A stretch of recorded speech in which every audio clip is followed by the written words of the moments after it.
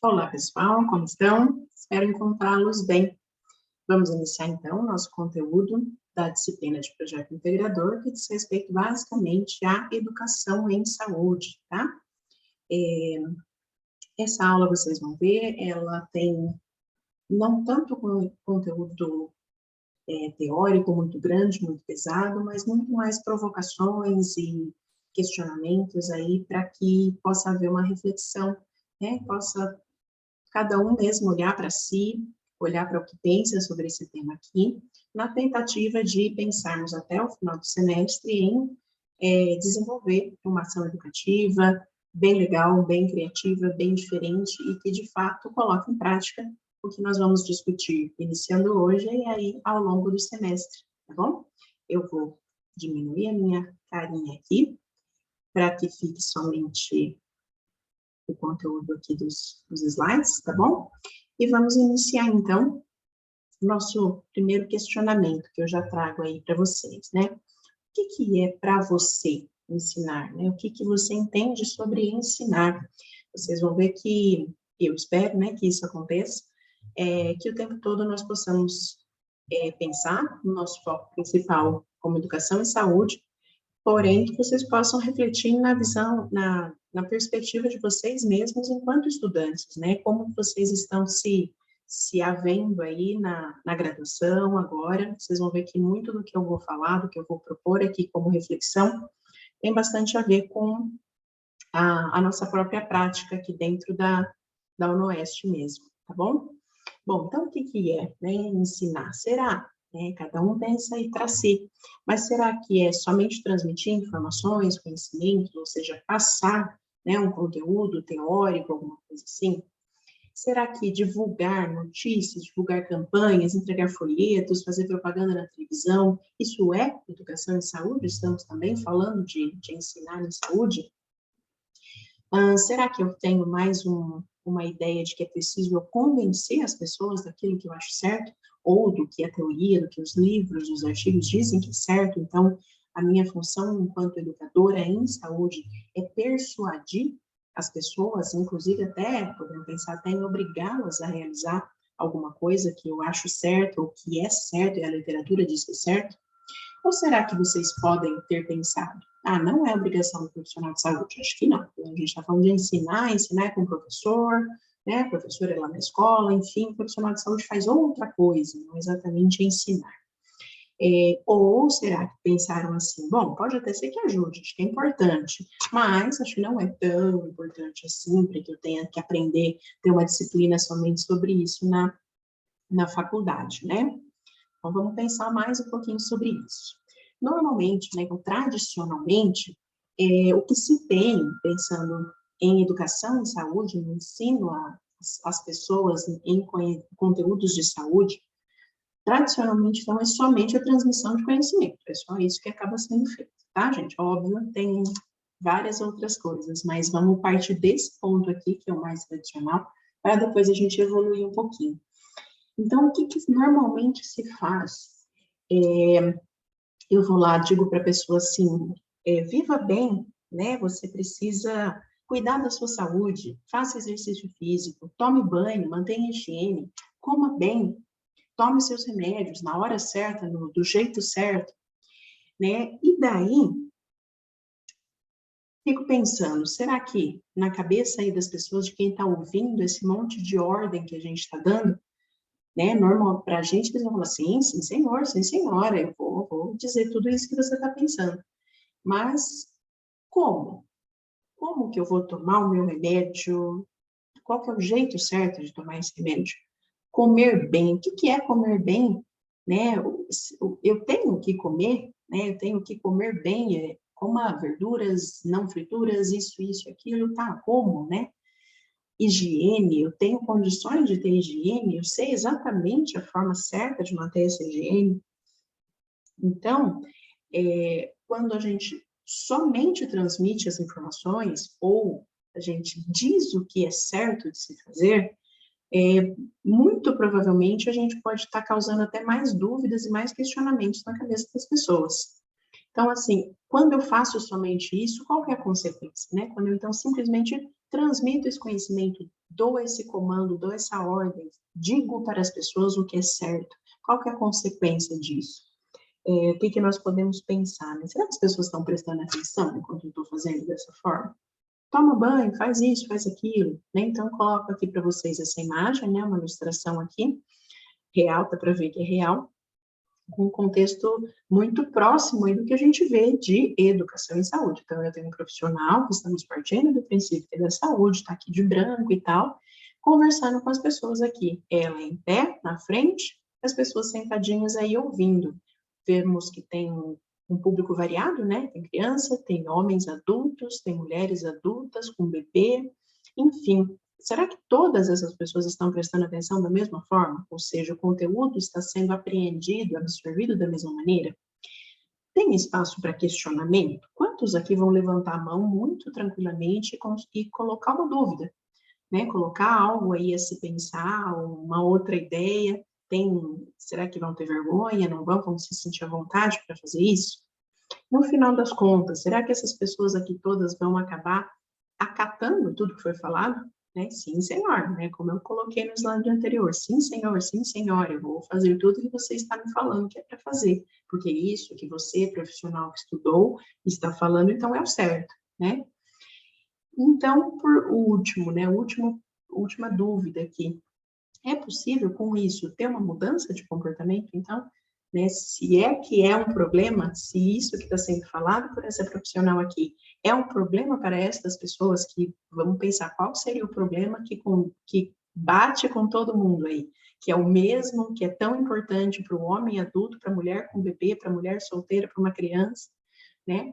Então, se é que de fato isso é um problema para mim, será que eu entendi? Eu vou conseguir mudar meu comportamento com isso que foi falado? E aí, né? Que quando a gente pensa, então, numa educação eficiente, numa educação que de fato possa promover uma mudança, já é consenso que é preciso participar, é preciso haver discussão, as pessoas precisam discutir sobre o que está sendo falado, é preciso haver reflexão, e a partir disso, então, um repensar, ou seja, eu vou pensar novamente aquilo que eu já fazia, as minhas próprias práticas, ou aquilo que uma outra pessoa faz e que eu já vi, enfim, aquilo que está na minha realidade. Eu consigo, então, repensar o meu viver, a minha realidade. Quais são os nossos desafios, né, frente a tudo isso? Discursos diferentes entre os serviços ou profissionais sobre o mesmo assunto. Posso dar um exemplo mais atual agora, aí da pandemia, não sei quais de vocês vivenciaram isso, enfim, mas você tem assim, somente procure serviço de saúde em casos graves. E, em contrapartida, alguns outros profissionais falando, por que não procurou antes? É para procurar no primeiro sintoma. Então, estão dizendo assim, a pessoa apresentou lá, começou um quadro de tosse, de uma leve falta de ar, alguma coisa assim, e ela vai parar e fala, escuta, mas e aí, eu vou para o hospital, eu vou para o posto de saúde, se eu chego lá, vão falar que é para eu ir para outro lugar, enfim, então estamos falando sobre o mesmo assunto, um possível sintoma de Covid, mas os discursos são diferentes, e daí a pessoa muitas vezes fica aí sem saber como agir. Fora isso, eu tenho barreiras sociais, econômicas, culturais, espirituais, entre outras características aí, que é aquele exemplo que eu já disse, né? Tome banho todos os dias, tal. Tá? Eu tenho condições para isso? Tenho o chuveiro, está instalado, não está? Eu tenho acesso a essa água?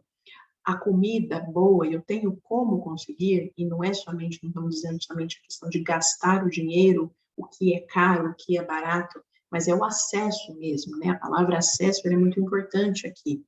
Cultural, será que as palavras bonitas que são ditas nessa transmissão de conhecimento do profissional, elas de fato são entendíveis, compreensíveis para as pessoas que estão ouvindo? Né? Enfim, o quanto aquilo realmente me atinge, o quanto aquilo acaba se tornando um problema para mim, quando eu entendo o que está sendo dito para mim ou não. Espirituais também, né? Está me sendo colocado aqui um assunto de uma forma que não condiz com aquilo que eu acredito, que vai contra aquilo que eu acredito, e aí, como que a gente faz isso? Como que eu driblo essa barreira, então?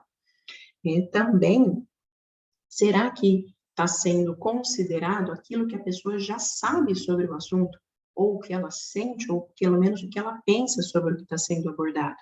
Então, quando a gente desconsidera que a população já tem algo dentro de si sobre aquilo, realmente se torna um desafio e um obstáculo muito maior para que essa educação aconteça de forma eficiente. E também temos, entre vários outros desafios, tá, pessoal? Aqui estou colocando esses 4 iniciais aqui para começar a nossa discussão. Cobranças institucionais por resultados, então, metas, entre aspas, a serem atingidos, né? Não são somente as grandes empresas que têm aí cobranças por resultados, enfim, mas sim, eu preciso vacinar tantas pessoas, eu preciso fazer tantos números de preventivo, eu preciso, no caso de uma internação hospitalar, por exemplo, eu preciso que essa pessoa vá embora de alto quanto antes, enfim, existem aí números, metas que elas precisam muitas vezes serem atingidas. E isso acaba se tornando um desafio na questão da educação em saúde, né? Quando eu me pego mais ao atingir os números e não a como eu vou fazer isso, né? De que forma realmente as pessoas vão se empoderar aí para elas mesmas serem atuantes nesse processo, né? Então, nós temos nesse processo todo aí diferentes formas de entender a aprendizagem, que é aqui que talvez vocês comecem a se encontrar aí um pouquinho, enquanto alunos mesmo, né? O que é uma experiência muito importante, pensando em como eu vou transmitir o conhecimento também para os outros. Quando eu vivenciei de uma forma que eu acredito, enfim, eu posso, então, também propor isso de uma forma diferente para as outras pessoas, né? Então, assim, o ensino tradicional, bem básico, né? Aquele que todos nós aí já conhecemos e já vivenciamos, né? O ensino tradicional. O professor, então, e daqui, aí no caso, estamos falando do profissional de saúde, ele é o detentor do saber. Então, o saber, ele sai desta pessoa, dessa instituição e chega nas outras pessoas. A aprendizagem, ela ocorre por meio de, como se fosse uma gravação ou uma decoreba, né, daquilo que está sendo falado. Então, se a pessoa gravar, lembrar daquilo que está sendo falado, ok, houve aprendizado. E precisa ter muita atenção. As pessoas que estão aprendendo isso, estão vivenciando a forma tradicional de aprendizado, elas precisam ter muita atenção, né, que é aí, no caso, então, ver e ouvir. E é quase que, dependendo da situação, se ela perder um pedacinho, se ela se distrair por um pedacinho, ou seja, que ela não enxergou alguma coisa que foi mostrada ali, ou que ela não ouviu algo que foi dito, é bastante prejudicial para todo o restante do processo de aprendizado, né? Então, a pessoa teria que, lógico, né, ficar aí 100% do tempo prestando atenção, o que tem sido muito difícil, principalmente nos dias atuais, né? De muita rapidez, muita informação. Então, para aprender, a pessoa precisa repetir aquilo que foi falado. Então, se eu repito aquilo que foi me falado, que foi me ensinado, talvez eu consiga, então, colocar ele em prática, enfim. O que vem também mais uma reflexão para a gente. Se eu faço uma ação educativa na qual a pessoa não tem a chance de executar aquilo que está sendo feito, a chance dela conseguir repetir de maneira certa, de maneira correta, em casa, por exemplo, é muito pequena, né? Então, se eu já não faço uma atividade que não tenha nada de prático, nada de manual ali, realmente que a pessoa possa raciocinar, eu diminuo mais ainda a minha chance de aprendizado. E nós temos, então, num outro polo aí, a educação inovadora, né? Uma forma aí de ensino-aprendizagem inovador. Aqui, eu preciso acreditar que todos possuem saberes diferentes, saberes em diferentes níveis. Então, cada pessoa tem já toda a sua história, então ninguém é um livro em branco, nem os profissionais e nem as pessoas para as quais eu estou falando aí, estou apresentando algum conteúdo. A aprendizagem, perdão, tem uma palavra, ela vai ocorrer por curiosidade, na forma de descoberta de algo interessante, e não aí somente eu gravando, eu decorando aquilo, né? Para que isso aconteça, então, são necessárias observação, reflexão e ação. eu não preciso mais ficar 100% ouvindo, vendo, prestando atenção absoluta, mas eu posso ir observando e eu mesmo estimulando meu próprio raciocínio, a minha reflexão e principalmente a minha ação. Para aprender, então, é preciso refazer, recriar aquilo que foi falado.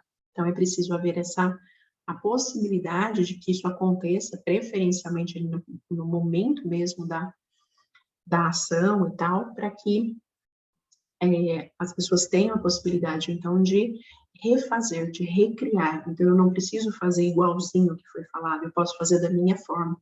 Isso é a parte mais bacana, a parte mais aí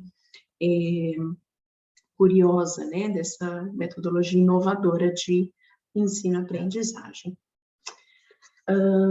Pensando, então, vamos evoluindo aí para uma educação transformadora. Então, o que a gente espera de uma educação transformadora? Para eu saber se uma educação é transformadora, eu faço uma boa pergunta, que é, para que ela serve? Né? Então, para que ela serve? Vamos lá, eu tenho várias perguntas como possibilidades aí do que ela serve. Ela faz a gente pensar? Ela pode criar um conhecimento novo? Ela considera o conhecimento prévio? Ajuda a resolver problemas? Ela faz aumentar o interesse em querer aprender mais, aprender outras coisas?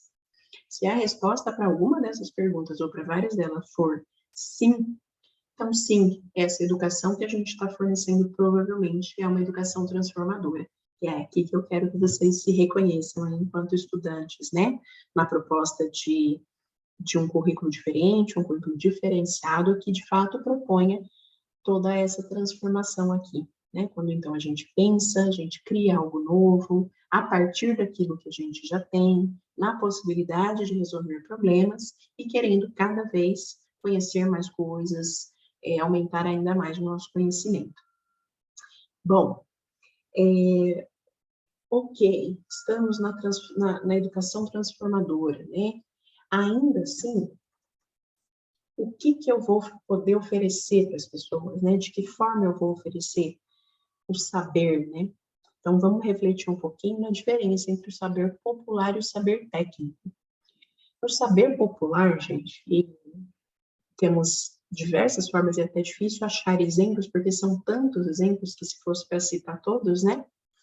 Então, o saber popular, o que a gente pode dizer sobre ele?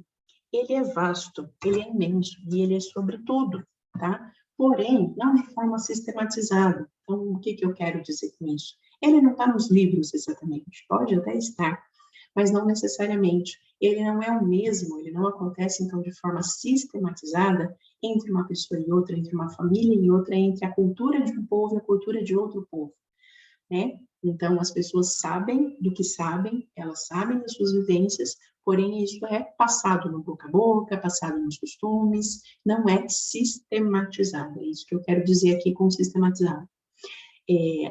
No entanto, o saber popular, ele deve ser o ponto de partida e de transformação das realidades, dos hábitos, do costume e de hábitos de vida mais saudáveis, com maior qualidade, né?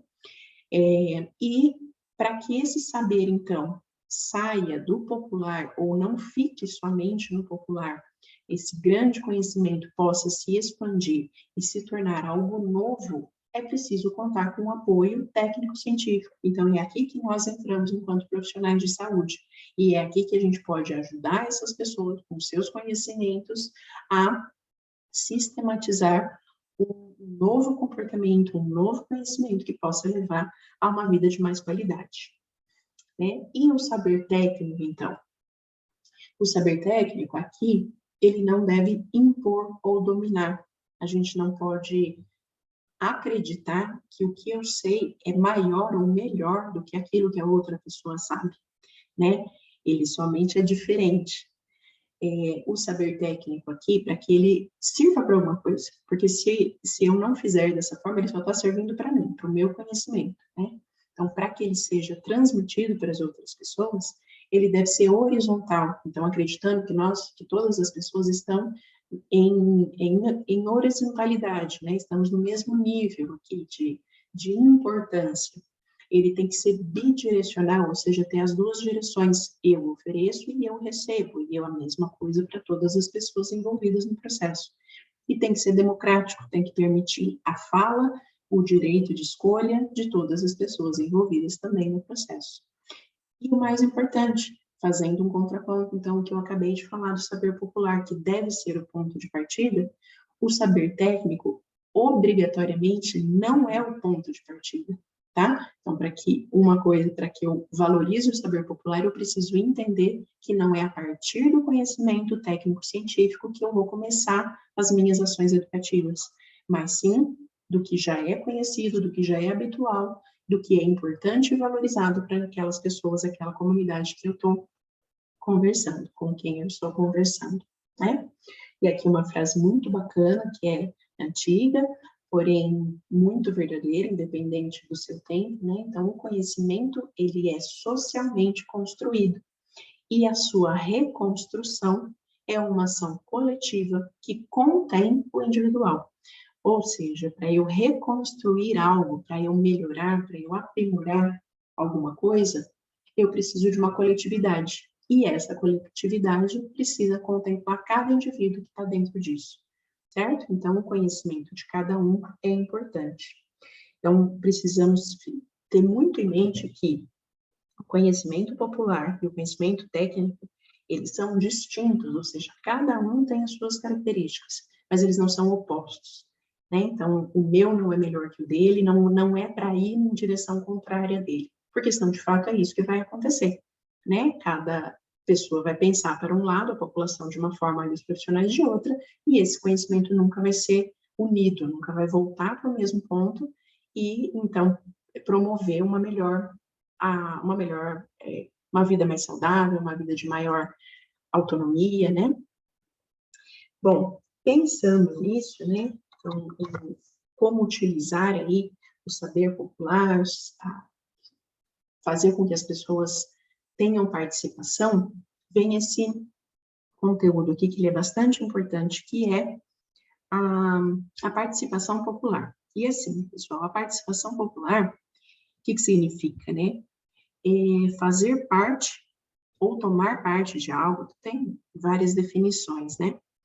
Mas pensando nesse sentido, nesse sentimento de pertencer a algum grupo, mas a gente consegue ver isso muito no âmbito religioso, é muito comum se dizer, os adolescentes adoram andar em grupo, então, enfim, é um sentimento que é muito próprio do ser humano, essa necessidade, a vontade de pertencer a algum grupo, né? Então, isso diz respeito aí à participação.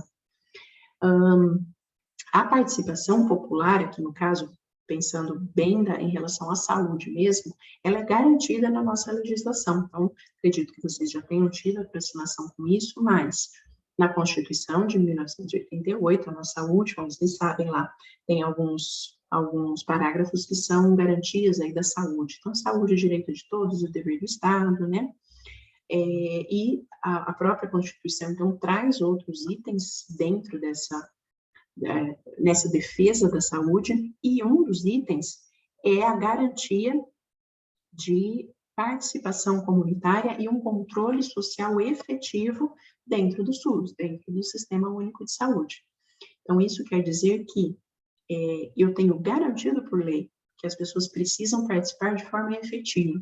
Eu não vou me aprofundar tanto nisso agora, porque nós vamos ter isso aí ao longo do curso, sem sombra de dúvida, mas é preciso entender que, desde que o SUS foi planejado e criado há muitos anos, há sempre a ideia de que as pessoas pudessem participar das decisões, isso sempre foi uma premissa, sempre foi algo muito importante, tanto que foi garantido até pela própria legislação, né, na Constituição, e depois em outras legislações específicas que determinam, então, os conselhos de saúde. Temos o Conselho Nacional de Saúde, estadual, municipal, conselhos locais de saúde, enfim, aí, daqui nos próximos anos, aí a gente vai se aproximar um pouco mais com essa temática, tá? Mas é muito importante que a gente, enquanto profissional, entenda a importância da participação popular dentro do âmbito do SUS, tá bom? E, no fim, né, das contas, então, em resumo, né, participar, o que é participação? É basicamente ser atuante. E eu vou trazer aqui, então, para vocês algumas formas de como essa participação, como que ela pode acabar acontecendo. Vamos chamar aqui essa primeira, vou colocar uma situação aqui para vocês, uma participação simbólica. O que seria isso? No caso, quando a população ela é convidada ou até convocada para participar de algo, inclusive das assembleias e dos conselhos de saúde e tal. Porém, esse convite, ele acaba ficando muito assim, muito informal, vamos dizer. De novo, mesmo quando haja convocação, as pessoas são, entre aspas, né, obrigadas a participar de algo. O quanto, de fato, elas estão dispostas àquilo, o quanto elas realmente queriam estar ali, tá? Então, quando a nossa participação, e de novo, podemos nos colocar, agora todos, eu me coloco também, quando nós somos aí convidados, convocados a participar de algo para o qual a gente não se importa, né, pelo qual a gente não se importa, a gente não está afim daquilo, realmente o nosso interesse e a nossa participação efetiva vai ser muito pequena. Né? E daí, logicamente, a chance de que isso se torne uma mudança de comportamento é mínima, né? Temos a participação também receptiva, que é quando a gente tem a população recebendo um serviço proposto pelo Estado. E aqui, gente, ela é, acho, talvez a mais comum, porque toda vez que eu proponho algo, eu ofereço algo para a população, então eu tenho atendimento dos profissionais de saúde no MSF, então eu tenho o atendimento do enfermeiro, do médico, do psicólogo, enfim, de toda a equipe, e a população está, então, recebendo esse atendimento. Ela vai até o posto, está ali esperando para ser atendida. Então, ela está participando do sistema de saúde, porém, com algo oferecido e planejado pelo Estado, tá? Um outro exemplo, a participação ativa. Lógico, já estamos vendo que está tendo um caminho aqui progressivo na participação das pessoas, mas ainda não é bem aquilo que a gente queria. Por quê? É uma população ativa, então a população ela toma parte de uma ação, ela compra aquela ideia, ela participa de fato, ela faz aquilo que está sendo proposto. Mas aí que está a questão, está já sendo proposto, no caso pelo Estado. Então, se eu tenho, por exemplo, um mutirão de uma limpeza de terrenos, de recolher lixo, de controle da dengue, ou mesmo que seja mutirão de preventivo, mutirão de vacinação. Então, essa ação foi planejada, decidida pelo Estado. Quando eu falo Estado aqui, gente, vamos pensar no Ministério da Saúde, nas secretarias estaduais de saúde, secretarias municipais de saúde, mas são pelos gestores, pelas altas gestões aí que estão pensando pelas pessoas. E as pessoas, de fato, então, tomam partido e vão até ali e fazem ali o que for preciso. Então, logicamente, elas estão mais interessadas em participar. Então, é uma participação mais ativa. Mas, vamos propor agora, vou passar para vocês, então, essa última definição de uma participação real, para vocês verem um detalhezinho pequeno aí que muda muita coisa. Quando a participação da população ela é real, é quando os problemas são identificados juntamente com a população, então ela começa a fazer parte desde o início, desde a identificação dos problemas, o levantamento dos problemas, a prioridade daqueles problemas, e inclusive tendo o poder de decisão no que é melhor ser feito, em quais intervenções, quais ações podem ser feitas ali. Aí sim, de fato, a gente tem uma participação real das pessoas, que é, logicamente, o que a gente deseja. É preciso ter um filtro aqui, lógico, né, também, que nem sempre eu consigo, né, para todas as ações, tudo que for pensado, nem sempre eu vou conseguir essa participação real. Talvez em muitas situações eu precise usar a participação receptiva, aproveitar o quanto eu tenho ali, preciso usar a participação, perdão, ativa da população também, né? Porém, quanto mais eu puder, então, proporcionar que haja a participação real das pessoas, de fato, pensando nos seus próprios problemas, é quando mais eu vou conseguir oferecer uma transformação melhor para essas pessoas, porque vai partir delas, né? Elas mesmas que vão ter esse potencial aí. Considerando, gente, tudo isso que eu já falei até agora, né? Nós podemos optar, será? Então, acabei de dar essa última fala minha, e vem esse raciocínio. Eu posso optar? né? Eu preciso obrigatoriamente sempre usar um tipo de estratégia. Então, quando eu volto aqui, né, na opção de educação aqui tradicional, já falei, né, dela ali mais no início, mas aqui nesse slide ela vem como base de comparação para as outras. Então, nesse modelo tradicional, no qual acontece, então, basicamente a transmissão de conhecimento, que é chamado de educação bancária, né? Bancária porque as pessoas estão ali no banco ouvindo, recebendo aquele conteúdo. A ênfase, então, dessa educação aqui é nos conteúdos, né? Então, o mais importante é o que está sendo falado, mais do que como e da forma como está chegando para as pessoas. E nós temos também um meio do caminho, vamos dizer, que é a aprendizagem da forma condutora, né? Então, é o condutor.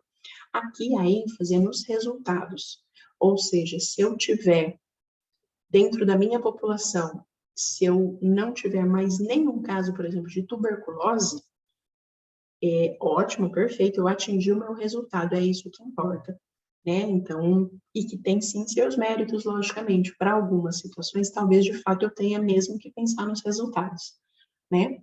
Agora, quando eu penso num processo participativo de aprendizagem, a ênfase ela acontece exatamente no processo, então é no como isso vai acontecer. Então, se eu quero, né, dando gancho aqui do exemplo anterior, se eu quero como resultado que eu não tenha mais nenhum caso de tuberculose na minha área de abrangência, por exemplo, então, eu preciso pensar em como vai ser feito esse processo, como que eu chego lá, em que conhecimento as pessoas precisam ter para diminuir ao máximo a transmissão, além de todas as outras estratégias que eu preciso ter, né? Então, qual é o tipo de aprendizagem que queremos? Essa é a pergunta principal aí que nós podemos pensar, né? E daí nós temos muitos estudiosos, enfim, já muito antigo, né? O estudo sobre a forma como a aprendizagem acontece, ele é bastante antigo, e Bordenave, por exemplo, é um deles, e ele diz que todos os processos educativos, então, assim como as técnicas educativas que a gente pode usar como instrumento de ensino, elas vão se basear numa determinada concepção, né? Então, e o que a gente precisa entender? Como conseguir que as pessoas aprendam e modifiquem a sua prática, né? Então, no caso, para ter uma melhor saúde. Então, a partir dessas concepções aí, a gente pensa em como optar, de que forma optar. E daí, gente, sim, eu vou trazer aqui para vocês como uma resposta. É possível optar? Sim. Além de optar entre isso, eu consigo usar também em conjunto todas as estratégias. Em determinados momentos, pode ser que sim, eu precise usar o modelo tradicional de transmissão de informações. Pode ser que em outros momentos eu precise sim pensar mais no resultado. Porém, sem nunca perder de vista o que a gente realmente espera, de fato, né, com o ato de ensinar e aprender, que é essa questão de modificar a vida das pessoas a partir do que elas mesmas acreditam, do que elas mesmas partem do princípio de que é importante para elas, tá? E com isso, que daí, aqui, se vocês ainda não tinham visto essa imagem aqui, que é o arco de Magerês, vou trazer para vocês, porque essa é a base da metodologia ativa que nós utilizamos aqui dentro da universidade, mas que ela pode ser utilizada em toda e qualquer ação educativa, no processo de educação em saúde também. E ela parte da onde, gente? Isso que é o mais bacana. Ela parte da observação da realidade mesmo. Então, eu estou dentro de uma realidade, eu estou olhando aqui para ela e eu consigo, então, ir para o meu próximo item, que são os pontos chaves, ou seja, a identificação dos problemas. É somente observando essa realidade que eu consigo chegar naquilo que é importante. Quais são os pontos chaves a serem discutidos, observados, priorizados? Uma palavra muito importante. Como é que eu priorizo o que eu vou trabalhar, né? Depois que eu descobri, eu vou lá para a teorização, que é o conhecimento que eu preciso ter para ajudar na solução de problemas. Então, eu preciso me embasar. Tá vendo como o conhecimento científico, ele é super importante, ele é muito fundamental, porém, desde que ele faça parte desse contexto aqui. Depois de estudar bastante, saber sobre o assunto, saber sobre o que é esse problema, eu venho aqui para a hipótese de solução, que são as alternativas. Que alternativas eu posso utilizar? Estão vendo, gente, que eu consigo colocar a minha comunidade, as pessoas de quem eu cuido, dentro desse processo? Elas estão juntas aqui pensando comigo em qual a melhor hipótese de solução, né? E, logicamente, se eu pensei nas estratégias, então agora a gente vai aplicar na realidade, ou seja, fazer o trabalho prático mesmo, tá? E como esse arco aqui, ele não tem fim, eu aplico na realidade e eu volto aqui para ele, volto a observá-la e continuo seguindo o mesmo processo o tempo todo, tá bom? Então, esse é o processo que a gente faz com vocês, estudantes, dentro da academia, e é o que a gente propõe, que eu estou propondo aqui para vocês, como uma educação problematizadora, transformadora em saúde, tá bom? E daí, né, a aula já acabou se estendendo um tiquinho mais. Gosto bastante do assunto, gosto bastante de falar sobre isso. E eu vou finalizar, então, para trazer mais uma pontinha aí de reflexão para vocês, deixar vocês aí com a pulguinha atrás da orelha, vamos dizer assim. Eu vou contar uma historinha, tá? Essa história chama O Menininho, e é de Helen Berkeley. Era uma vez um menininho. Ele era muito pequeno e ele era de uma grande escola. Mas quando o menino descobriu que podia ir à sua sala caminhando através da porta da rua, ele ficou todo feliz e daí a escola já não parecia tão grande quanto antes. Uma manhã, quando o menininho estava na escola, a professora disse: "Hoje nós iremos fazer um desenho." Que bom, pensou o menininho, ele gostava de fazer desenhos. Ele podia fazê-los de todos os tipos: leões, tigres, galinhas, vacas, trens, barquinhos. Então ele pegou a sua caixa de lápis, todo feliz, e começou a desenhar. Mas a professora falou: não, espera um pouco, ainda não é hora de começar. E ela esperou então para que todos estivessem prontos. Agora, disse a professora, nós iremos desenhar flores. Ah, que bom, pensou o menininho. Ele gostava de desenhar flores e começou a desenhar flores com lápis rosa, laranja e azul.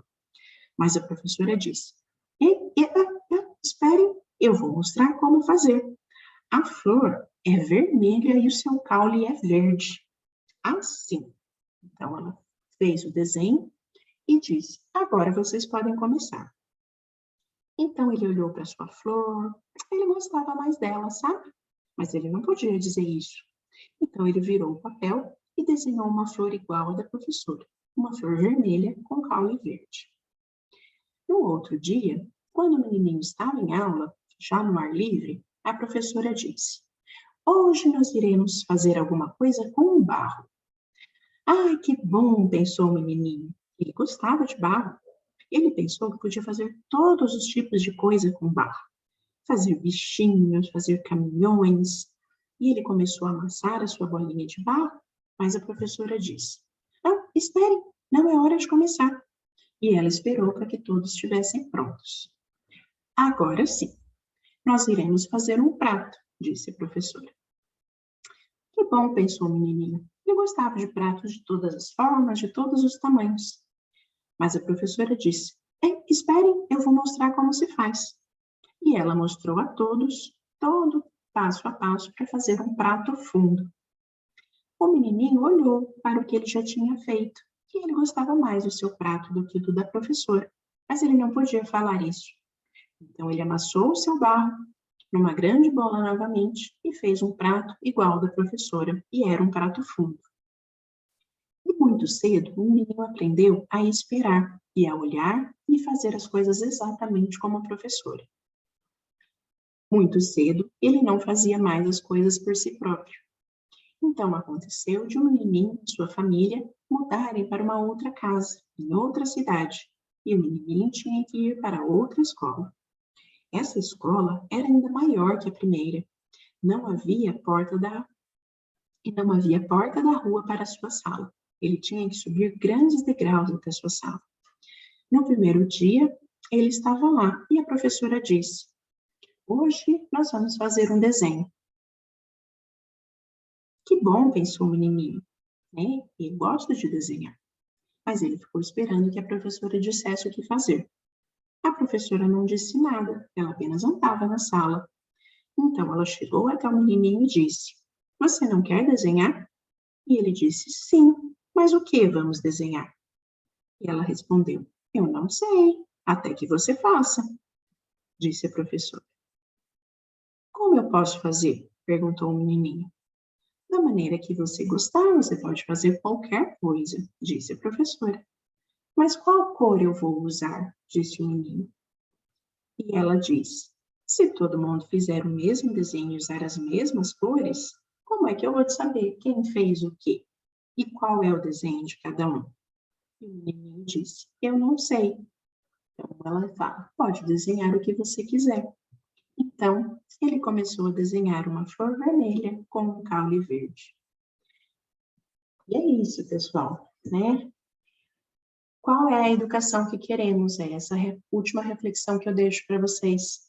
A gente quer que as pessoas que nós cuidamos façam somente e obrigatoriamente aquilo que nós dissemos, da mesma forma, todo mundo igual, sem considerar o que cada um gosta, prefere e já sabe fazer? Ou nós podemos oferecer às pessoas estratégias diferentes de resolver o mesmo problema de acordo com a necessidade e os valores e a cultura de cada um? É isso, pessoal. Então, nos encontramos nas próximas aulas e continuamos aí conversando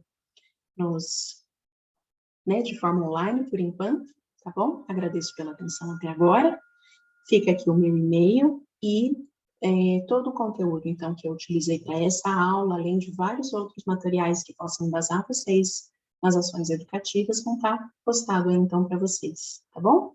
Agradeço, então, pela atenção. Um grande abraço a todos e até a próxima.